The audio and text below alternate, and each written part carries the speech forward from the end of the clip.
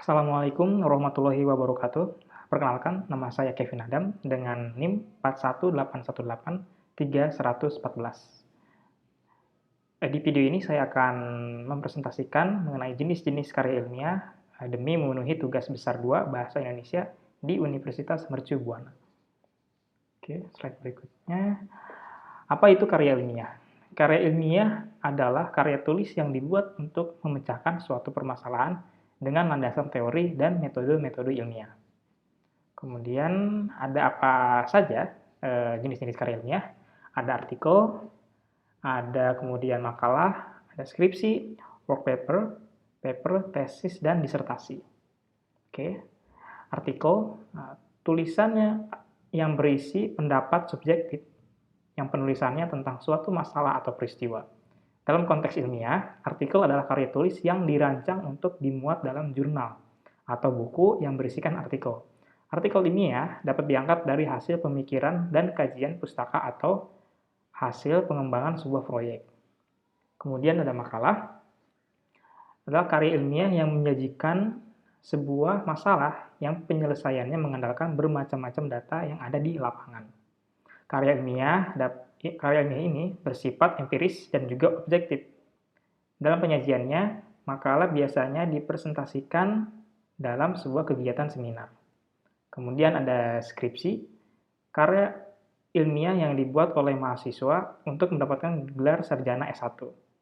Skripsi memuat tulisan berisi pendapat penulis dengan mengacu atau berdasarkan teori yang telah ada sebelumnya. Kemudian ada kertas kerja atau work paper, pada dasarnya sama dengan makalah, namun dibuat dengan analisis yang lebih mendalam dan tajam, serta dipresentasikan pada seminar atau lokakarya yang biasanya dihadiri oleh ilmuwan. Kemudian ada paper, sebutan khusus untuk makalah di kalangan mahasiswa dalam kaitannya dengan pembelajaran dan pendidikan untuk menyelesaikan jenjang studi diploma S1, S2, dan atau S3. Sistematika penulisannya pun sama dengan artikel dan makalah, tergantung panduan yang berlaku di perguruan tinggi yang bersangkutan. Tesis, yaitu karya tulis ilmiah mahasiswa untuk menyelesaikan program studi S2 atau pasca sarjana yang bersifat lebih mendalam dibanding dengan skripsi. Tesis mengungkapkan pengetahuan baru yang didapat dari penelitian yang dilakukan individu yang bersangkutan. Kemudian ada disertasi, diperuntukkan bagi mahasiswa program S3 atau meraih gelar dokter yang mengemukakan analisis yang dapat dibuktikan oleh penulis berdasarkan dengan data dan fakta yang sahih atau valid dengan analisis yang terinci, disertai berisi suatu temuan penulis sendiri yang berupa temuan orisinal.